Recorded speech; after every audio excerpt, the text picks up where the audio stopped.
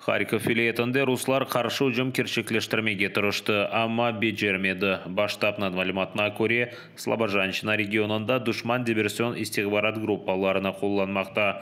Украина арбелері душманға қаршылық көстеріп, оны бұйық ғайыпларға ұғырата. На Слов'янському напрямку ворог намагається покращити тактичне положення. За підтримки артилерії вів бойові дії в районі населеного пункту Велика Комишуваха. Успіху немає. На окремих ділянках зазнав значних втрат та був змушений відійти на раніше зайняті позиції. Рашистлерінің 4 yönelişte ucuma oğursuzlukka uğradı. İşgalciler aviasiya kullanıp Loskutivka, Novomikhailivka, Katarинivka ve Orikhova'da sivil obyektlerini viran etti. Lugansk yönelişi Zolotoy 4 ve Ustinivka civarında da Rashistler muvaffakiyetsizlikке uğradı. На Авдіївському напрямку ворог вів наступальні дії в районі населеного пункту Юр'ївка. Зазнав втрат та відступив. За результатами штурмових дій в районах населених пунктів Новокалинове та Первомайське успіху не мав. На Курахівському напрямку ворог безуспішно вів наступ в районі населеного пункту Новомихайлівка. Umumen alganda Donetsk ve Lugansk vilayetinde Ukrayna arbilleri 16 düşman ucumunu urup qaytardı. Ruslarının 8 tankı, 17 arbi zırhlı maşinası, 4 maxsus zırhlı maşinası ve 6 yengil arabası yok etildi.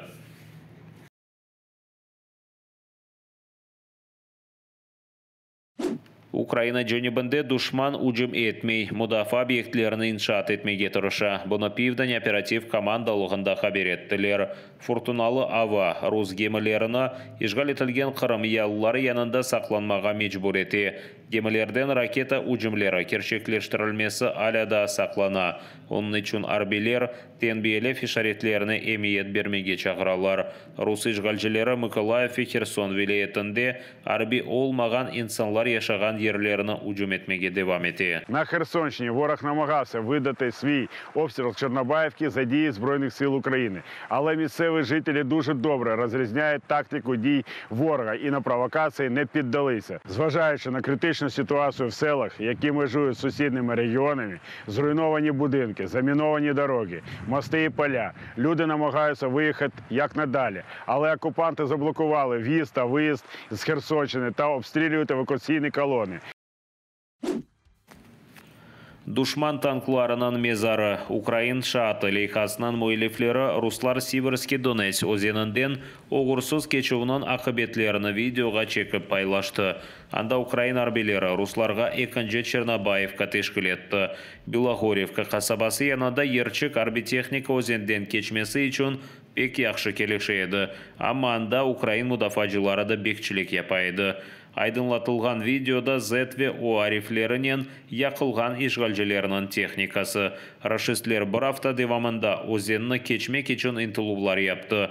Tek Mayıs'nın 13'ünde keçit kurulması hiçbir imkansız olğanını anladılar. Rashistler anda tahminen 500 öz askerini gayip etti. Bu ise 74. Atıcı brigadanın %88'idir. Bunun beraber düşmanın 80 farklı техникасы da zarar gördü. Украина ичбір көмсені телекөсізлікте қалдырмай, өзіне айт олған әр шейіні қайтара. Халыққа япқан видео мұражатында президент Володимир Зеленский Қырым аққанда ұнытмадық ве ұнытмамыз деді. Шу сырада 1944 сенесі сүргінлік жинайетіні, неде ярмада ижғал етілген сон япылған жинайетлеріні. Devlet yolbaşçısı kaydetkеніне көре, епсі Украин шehirleri мұтлақа Рус ижгалжилерінден азат етілежек. Ми пам'ятаємо про Крим, і ми ніколи не забудемо ані 1944 рік, геноцид, який влаштувала кримським татарам радянська влада, ані 2014 рік, другу хвилю знищення усього вільного на півострові Крим. Спеціально саме у цей день підписав закон про захист осіб, яких окупанти позбавили свободу, а також про захист членів родин таких людей. Йдеться про усіх бранців Кремля і в Криму, і в окупованій частині Донбасу. Закон дає їм більше захисту і допомоги від держави.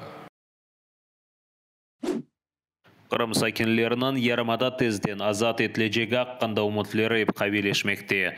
Bunu rejissör şimdi ise territorial müdafaa askeri Aktem Seytabulayev aytты.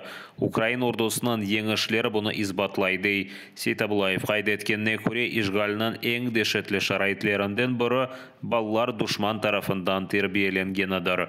Ama kabahatlı insanlar mutlaka mesuliyetlikке çekilecek dedi. Я маю на увазі, в першу чергу, окупаційні війська, активні колаборанти. Вони добре знають, що якщо вони залишаться в Криму, то невідворотність покарання якраз буде продемонстровано саме на них, в першу чергу. Ті, хто залишиться, як на мене, я б запропонував би всім відомий інструментарій. Якщо хочеш жити в цій країні, окей, через рік здаєш іспит на знання, принаймні на побутовому рівні державної мови країни, в якій залишаєшся, і історії. Якщо ти не поважаєш країну, в якої живеш, і не в змозі опанувати мову країни, ну це зневага. Qırımda en azından 92 işgalci asker defin etilgeni tasdiqlandı. En azından 48'i Ukrayna vatandaşıdır. Bunu Ukrayna prezidentinin Qırımdaki daimi temsilcisi Tamila Tasheva haber etti. Onun sözlerine göre Ukraynaga karşı cenkte Rusiyanın insan gayıpları, işgal etilgen Qırımda insanlarının duygularına bayağı tesir etti. Qırım sakinleri öz devletine karşı cenkleşmege istemey. Bundan sebep bazı insanlar Qırımны terk etti. Diğerleri yarımadaga Ukrayn ordusu kelmesinden korka. Qırım Ruslarının tarafından işgali altında bulunğanı vakit Ukrayna için tehlike saqlanmakta deydi Tamila Tasheva. Власне, президент щоразу говорить про те, що війна почалася не 24 лютого, а 8 років тому з тимчасової окупації Кримського півострову. І, власне, війна завершиться після повного контролю і повернення контролю над нашими територіями, включно з Ордлою і Кримським півостровом, в тому числі з Севастополем. Ми маємо розуміти, що поки на території півострова будуть знаходитись росіяни, ми будемо в постійній небезпеці,